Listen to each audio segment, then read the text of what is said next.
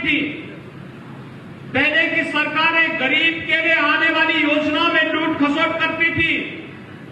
पहले की सरकारों में गुंडे सिर पर चढ़ करके अराजकता पैदा करते थे और माफिया गरीबों की संपत्ति पर, व्यापारियों की संपत्ति पर जबरन काबिज होने का दुस्साहस करते थे।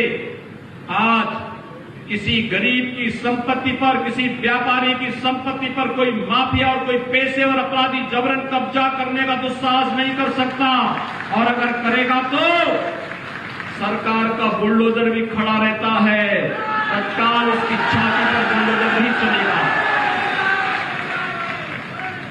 भाइयों बहनों, जाति के नाम पर राजनीति करने वाले लोग होंगे, लेकिन अपने महापुरुषों के साथ सौदेबाजी करने में वे लोग कोई कोताही भी नहीं बरतते। हमारी सरकार ने महाराज सुहेलदेव का भव्य स्मारक बनाने का काम बहराइच में प्रारंभ किया। महाराज सुहेलदेव 10वीं 11वीं शताब्दी के एक ऐसे पराक्रमी योद्धा थे जिन्होंने विदेशी आक्रांताओं का मुंहतोड़ जवाब दिया था और सालार मसूद गाजी को बहराइच के चित्तौड़ा नामक स्थान पर मौत के घाट 3 लाख सेनाओं के साथ उतारने का कार्य किसी एक पराक्रमी उस समय के राजा ने किया था। वह नाम था महाराज सुहेलदेव का। लेकिन भाइयों बहनों, आज महाराज सुहेलदेव के नाम पर राजनीति करने वाले लोग किस तरीके से उन तत्वों को जो राम जन्मभूमि पर आतंकी हमला करते हैं, उनको, उन आतंकवादियों के मुकदमों को वापस लेने का कार्य करते हैं, उन लोगों के साथ आज जुड़ करके पूरी परंपरा को अपमानित करने का कार्य कुछ लोग कर रहे हैं।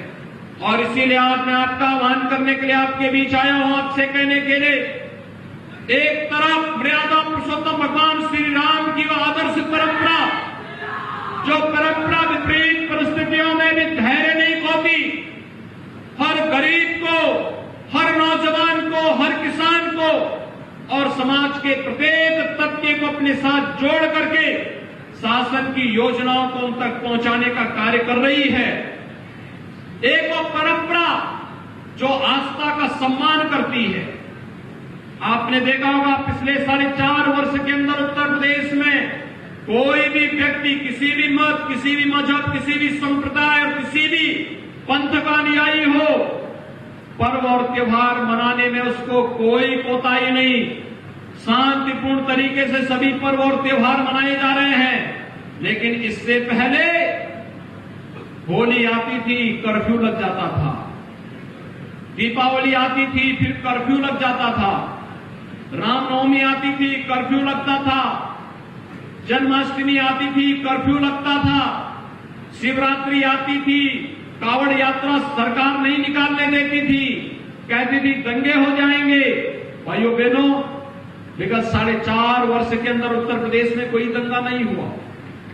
पर्व और त्योहार शांतिपूर्ण तरीके से मनाए जा रहे हैं। सरकार सुरक्षा की व्यवस्था भी करती है। और अब हम कुछ ही दिनों में दीपावली के भव्य आयोजन को करेंगे और दीपावली का यह भव्य आयोजन हमें उत्साह और उमंग के साथ, प्रकाश पर्व के साथ जोड़ने का एक नया संदेश देता है। और प्रकाश का यह पर्व इतना उत्साह और उमंग के साथ हमें जोड़ रहा है कि आपकी आस्था के सामने कोरोना भी अपनी हार मान चुका है।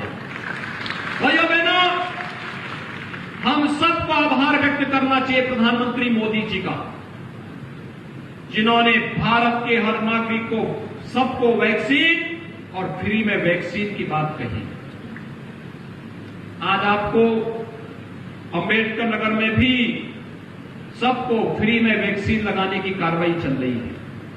युद्ध स्तर पर वैक्सीन लग रहे हैं।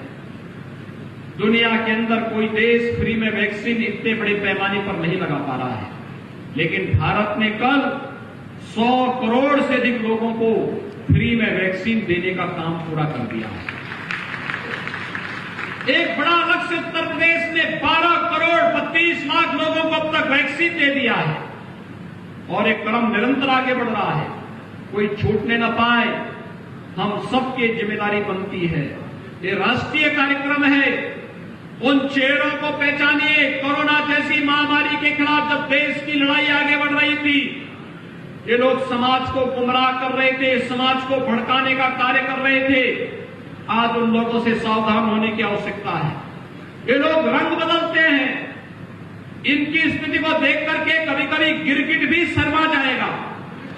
कब ये लोग क्या बोले, कोई भरोसा नहीं। याद करिए 2017 के पहले कहते थे, जब उनकी सत्ता केंद्र में थी 2005 से लेकर 2014 तक, तब ये लोग कहते थे राम की आस्था, राम तो हुए ही नहीं, राम तो काल्पनिक है। और जब अयोध्या में 500 वर्षों के विवाद का फटाक से समाधान हुआ, अयोध्या में राम जन्मभूमि पर भव्य मंदिर निर्माण की कार्रवाई प्रारंभ हुई, अब कहते हैं राम तो सबके हैं।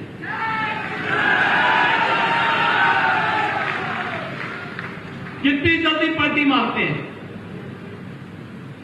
कोरोना महामारी के दौरान जब एक एक गरीब परेशान दिख रहा था, तब केवल या तो राज्य और केंद्र सरकार कार्य कर रही थी या भारतीय जनता पार्टी का कार्य कर रहा था। तब न कांग्रेस थी, न सपा थी, न बसपा थी।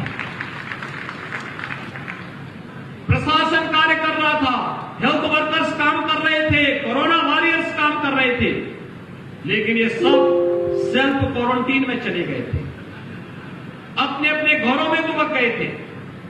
भाइयों बहनों, मैं आपसे पूछना चाहता हूं, जो आपके दुख के साथ खड़ा नहीं हो सकता, क्या आपको उसके साथ खड़ा होना चाहिए?